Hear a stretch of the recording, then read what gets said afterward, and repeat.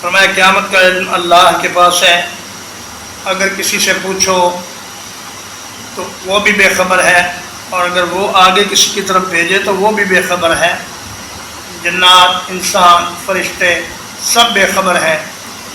اور جبریل امین نے جب پوچھا نبی کریم صلی اللہ علیہ وسلم سے کہ قیامت کب ہے، تو آپ نے فرمایا مل مسئول عنہا بأعلم من السائل، جس سے سوال کیا گیا ہے اس کو بھی اتنا ہی پتہ ہے جتنا سوال کرنے والے کو پتہ ہے۔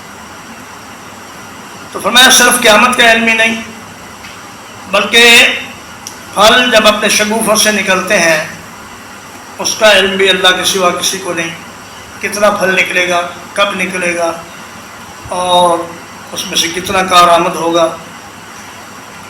اور کوئی حاملہ، کوئی مادہ حاملہ نہیں ہوتی مگر اللہ کو اس کا علم ہے، اور بچہ نہیں جنتی مگر اللہ کو اس کا علم ہے۔